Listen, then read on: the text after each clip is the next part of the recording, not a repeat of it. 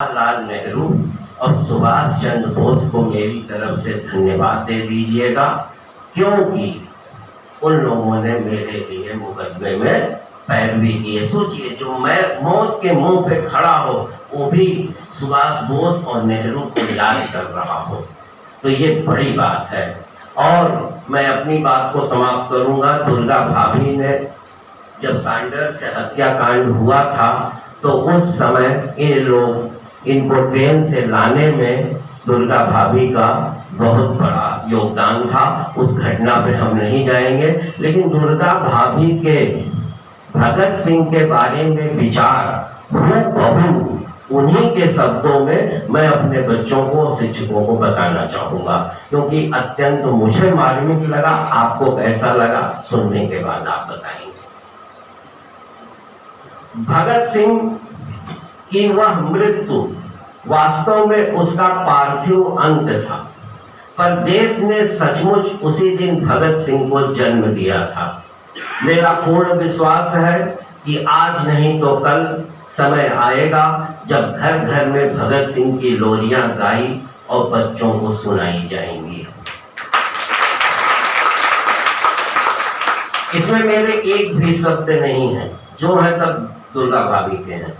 भगत सिंह देश की आजादी का चमकता परवाना केवल इसलिए नहीं बना था कि उसने देशभक्ति की भावना अपनी विरासत में पाई थी। वह भावुक हृदय, सफल लेखक और प्रभावशाली वक्ता, वास्तव में वह एक ऐसा योगी था जो जीवन में डूबकर तैरना जानता था। उनके जीवन का एक कार्यक्रम था, राजनीति, इतिहास तथा अन्य विषयों पर उनका अधिकार था। उन्हें देश की आजादी के लिए मर मिटने को तैयार केवल सनकी नहीं कहा जा सकता। वो उस सब की तह में एक विचार दर्शन था जिसे लेकर वे चल रहे थे और जिसकी नींव पर देश का चित्र देखा करते थे। अपने ध्येय और लक्ष्य की पूर्ति हेतु वे सब कुछ करने को तत्पर रहते थे। दरिया बिछाना हो, झंडियां लगाना हो, पैम्पलेट लिखना हो, छपवाना और बांटना हो, सब कुछ तुरंत होता था। भगत सिंह एक कुशल वक्ता था, उसकी आवाज में गर्जना थी। भगत सिंह क्यों मौत की ओर बढ़ता गया, इस संबंध में वह अपने विचार, देश के विचार और उसकी फिलॉसफी को दुनिया को बता देना चाहता था। वह सबको बता देना चाहता था कि देश की युवा पीढ़ी जो यहाँ कटघरे में खड़ी थी, यानी भगत सिंह वो तीनों जो कटघरे में खड़े थे उसकी बात कर रही है।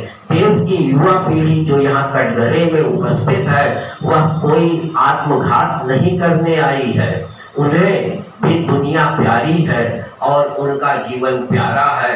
वह सौंदर्य का उपासक था, कला का प्रेमी था और जीवन के प्रति उसे आसक्ति थी। जिस वस्तु का अत्यधिक मूल्य है अर्थात जीवन, उसी को तो वह माँ के चरणों पर सुगंधित पुष्पों के रूप में चढ़ाना चाहता था, मुरझाए और सड़े पुष्पों को नहीं। अतः 23 मार्च 1931 आया।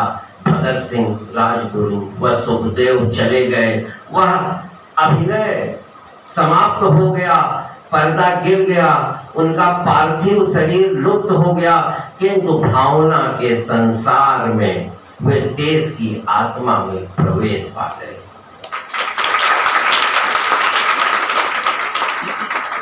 दुर्गा भाभी से उनका